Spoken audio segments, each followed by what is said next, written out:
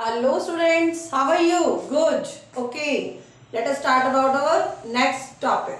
Our topic is demand and revenue under monopoly.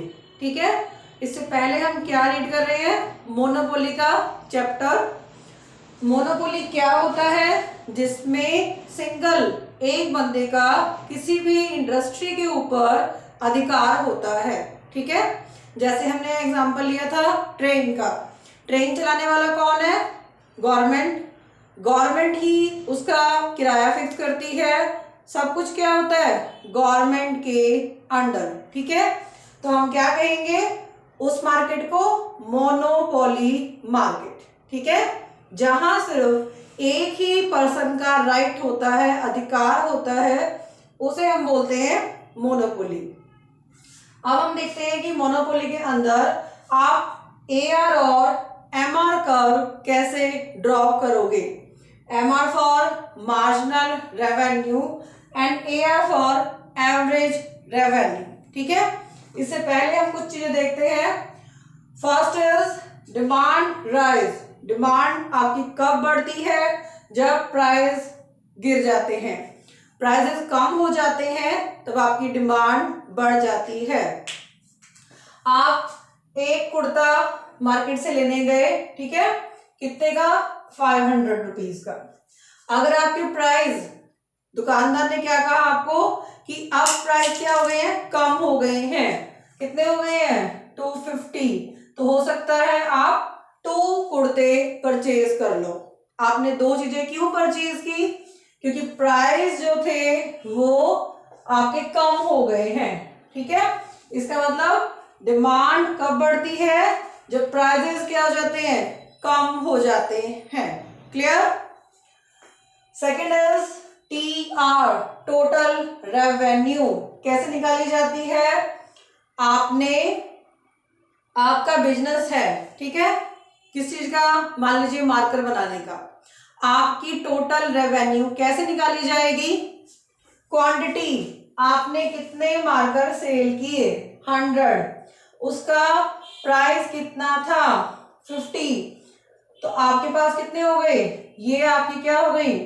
Total revenue. ठीक है, total revenue कैसे निकालते हो? प्राइस को क्वांटिटी से मल्टीप्लाई करके टोटल रेवेन्यू निकल जाती है। क्लियर?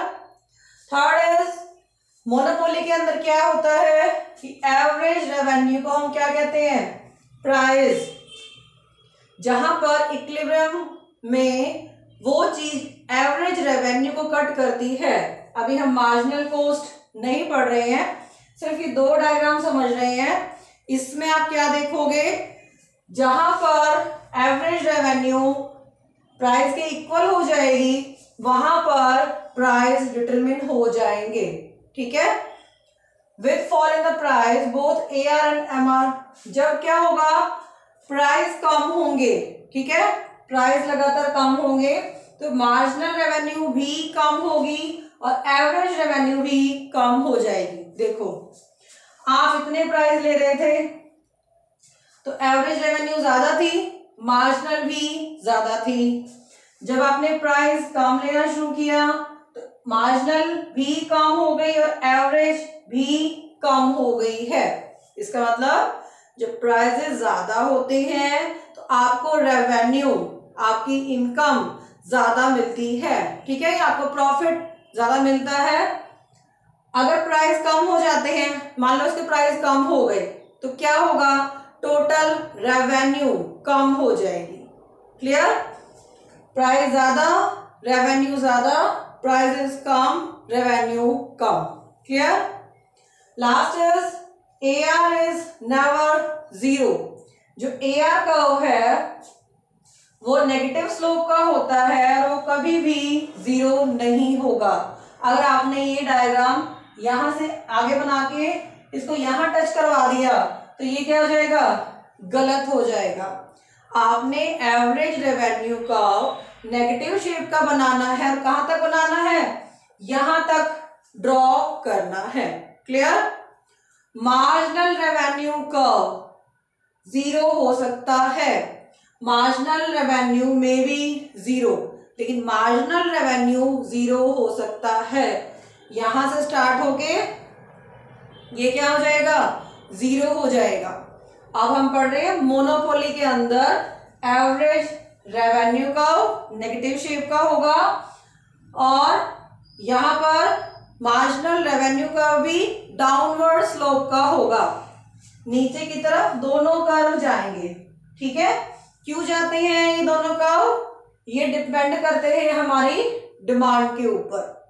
हमें पता होता है कि अगर प्राइसेस कम मिलेंगे तभी हम डिमांड को बढ़ाएंगे।